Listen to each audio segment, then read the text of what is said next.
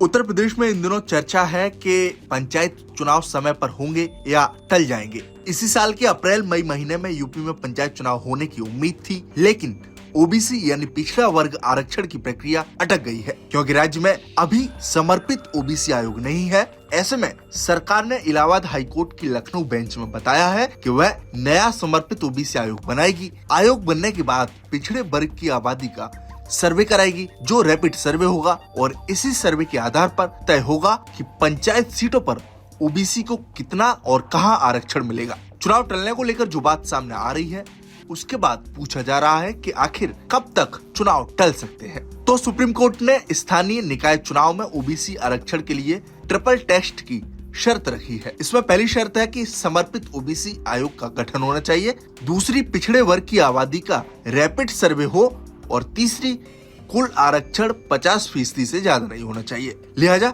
सबसे पहली शर्त पर नजर डाली जाए, जिसमें ओबीसी आयोग का जिक्र था, तो फिलहाल जो ओबीसी आयोग था उसका कार्यकाल खत्म हो चुका है। सरकार ने उसका समय तो बढ़ा दिया है, लेकिन कानूनी रूप से उसके पास समर्पित आयोग जैसी शक्तियां नहीं है। ऐसे में नया आयोग बनाना ही होगा। यही वजह है कि आरक्षण की प्रक्रिया शुरू भी नहीं हो सकी है।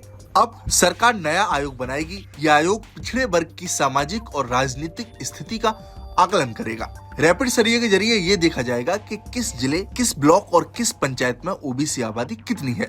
इसी के आधार पर तय होगा कि कितनी सीटों पर ओबीसी आरक्षण लागू होना चाहिए। अभी तक 27% आरक्षण का प्रावधान है, लेकिन सीटों का निर्धारण सर्वे के बाद ही होगा। इस पूरी प्रक्रिया में कई महीनों का समय लगेगा। ऐसे में आयोग का गठन, सर्वे रिपोर्ट, फिर आरक्षण की अधिसूचना, सब में मिलाकर करीब 5 से 6 महीने लग सकते हैं। इसलिए माना जा रहा है कि पंचायत चुनाव अप्रैल मई महीने की जगह अक्टूबर नवंबर 2026 तक बढ़ सकते हैं। आइए आपको चुनाव के बारे में बताते हैं। तो यूपी में करीब 57,000 से ज्यादा ग्राम प्रधान और पंचायत सदस्य, क्षेत्र पंचायत सदस्य यानी बीडीसी है।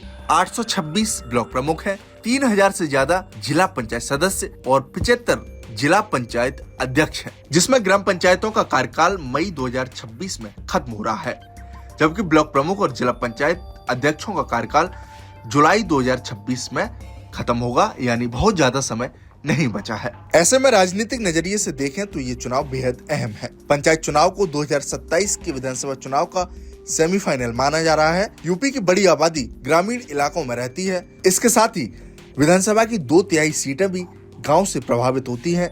ऐसे में पंचायत चुनाव से ये साफ संकेत मिल जाता है कि किस पार्टी की जमीनी पकड़ कितनी मजबूत है, क्योंकि पिछले पंचायत चुनाव में दिलचस्प तस्वीर सामने आई थी। कई जिलों में निर्दलीय उम्मीदवार बड़ी संख्या में जीते थे, लेकिन वो बात अलग है कि बाद में सत्ता पक्ष ने समर्थन जुटाकर ज्यादातर जिला पंचायत अध्यक्ष पद अपने नाम कर लिए थे। इससे ये साफ हो गया था कि पंचायत चुनाव का सीधा असर आगे की सियासत पर पड़ सकता है। वहीं राजनीतिक दल पंचायत चुनाव के नतीजों का गहराई से विश्लेषण करते हैं। वे देखते हैं कि किस जाति, किस इलाके और किस वर्ग से उन्हें कितना समर्थन मिला। विधानसभा क्षेत्र के हिसाब से जिला पंचायत सदस्यों के वोटों का आकलन किया जाता है। इससे पार्टियों को ये समझने में मदद मिलती है कि 2022 में विधानसभा और 2024 में लोकसभा चुनाव के मुकाबले में उनकी स्थिति मजबूत हुई है या फिर कमजोर।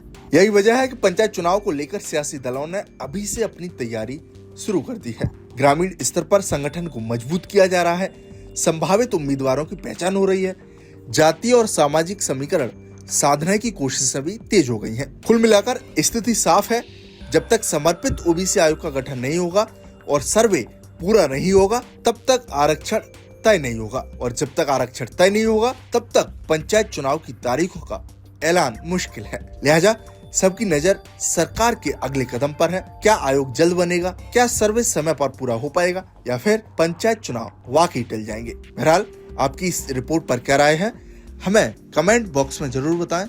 साथ ही हमारे इस चैनल को सब्सक्राइब करना न भूलें। शुक्रिया। भारत बज़ लाइव, हर खबर में भारत।